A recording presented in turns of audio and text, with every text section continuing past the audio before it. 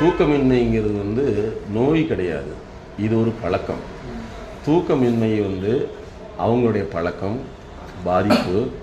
அப்புறம் அவங்க வந்து அதை வைத்துக்கொண்டு அவங்க வேறு சிந்தனையில் வாழ்ந்துட்டுருக்காங்க. அந்த சிந்தனை மாற்றத்தை கண்டறிந்து மாற்றினா தான் தூக்கம் வரும். குழந்தைகளுக்கு வந்து அழுகும்.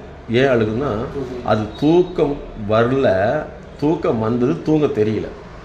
அப்போ தூங்குறதுனா என்ன அப்படிங்கிறதுக்கு அவங்க தூக்கத்தினுடைய பிஹேவியர், ஸ்லீப்பிங் பிஹேவியர் என்னங்கிறத நாங்கள் கண்டுபிடிச்சி அந்த ஸ்லீப்பிங் பிஹேவியர்லேருந்து மாற்றத்தை கொடுத்து ஸ்லீப்பிங் கைடன்ஸ் பண்ணுவோம். அதன்படி அவங்க தூங்கினாங்கன்னா தூக்கம் வரும்.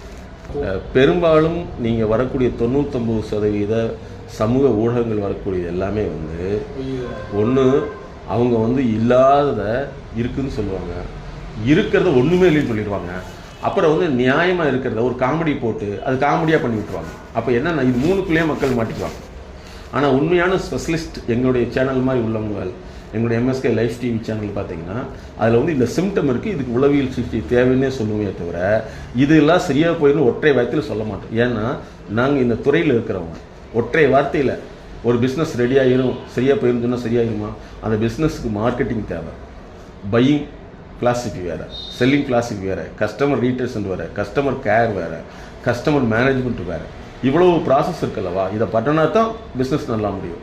ஆனால் நாங்கள் வந்து அந்த ஒவ்வொரு ப்ராசஸ்லையும் என்ன தவறு இருக்குது, எது திருத்தம் வேணும்னு கண்டுபிடிச்சா மாத்திரம். அதனால் எங்கள் மாதிரி ப்ரொஃபஷனல் சேனல்ஸ் வந்து அட்வைஸ் பண்ண மாட்டோம், சிம்டத்தை சொல்லுவோம், அதுக்குண்டான உளவியல் சிகிச்சை எடுத்துக்கணும்னு உங்களுக்கு விழிப்புணர்வு கொடுக்குங்க.